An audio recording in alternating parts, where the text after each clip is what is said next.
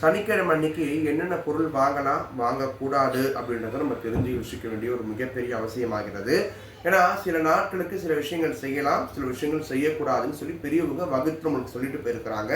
இதெல்லாம் ஏன்னு பார்த்தீங்கன்னா நம்மளுடைய நல்லதுக்காக தான் இந்த பதிவை சொல்லக்கூடிய ஒரு நிர்பந்தத்தில் நம்ம இப்போ இருக்கோம். சரிங்களா? ஏன்னா ரொம்ப ரொம்ப அவசியமான பதிவு தான் என்ன கேட்டிங்கன்னா. ஏன்னா சனிக்கிழமை அன்னைக்கு என்ன தேய்ச்சி குளிக்கணும் அப்படின்றது ரொம்ப பெரிய ஒரு வார்த்தை. அதை ஆண்கள் நீங்கள் ஃபாலோ பண்ணுறது பார்த்தீங்கன்னா இன்றைக்கி நிறைய பேருக்கு இல்லை. இதோடைய விளைவு என்னன்னு பார்த்தீங்கன்னா குழந்தையின்மை.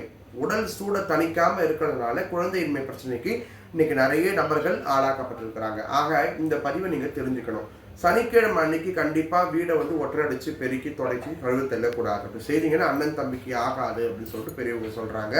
சனிக்கிழமை அன்னைக்கு எண்ணெயை கண்டிப்பாக வாங்கக்கூடாது, எள்ளையும் கண்டிப்பாக வாங்கக்கூடாது. இது 2 பொருளையும் வாங்கக்கூடாது. புது ஜவுளி நீங்கள் போய் துணி எடுக்கிறீங்கன்னா சனிக்கிழமை அன்னைக்கு வாங்கக்கூடாது. புது ஜவுளிகள் வாங்கும் பொழுது எண்ணெய் பொருட்களை சேர்ந்து வாங்கக்கூடாது. இது தெரிஞ்சுக்கணும். ஒருவேளை நிர்பந்தத்தால் சனிக்கிழமை அன்னைக்கு நீங்கள் துணியை வாங்கிட்டீங்க அப்படின்னா அதை நினச்சி அலசி கட்டினீங்கன்னா அது உங்களுக்கு நிலைத்திருக்கும், நிலையான செல்வத்தை வழங்கக்கூடிய ஒரு பொருளாக அமையும்.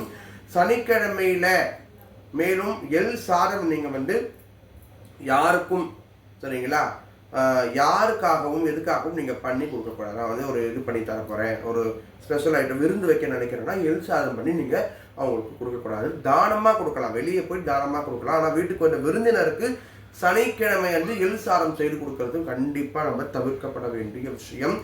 எண்ணெய் பொருட்களையும் எள் சம்பந்தப்பட்ட பொருட்களையும் சனிக்கிழமை அன்னைக்கு வாங்கவே கூடாது. கண்டிப்பாக ஆண்கள் எண்ணெய் தேய்த்து குளிக்க வேண்டியது சனிக்கிழமை அவசியமாகிறது. பெண்கள் வெள்ளிக்கிழமை குளிக்கலாம். மேலும் உங்களுடைய கருத்துக்களை எங்களுக்கு தெரிவிங்க. பின்வரக்கூடிய பதிவுகளில் விளக்கத்தை கொடுக்குறேன். நன்றி.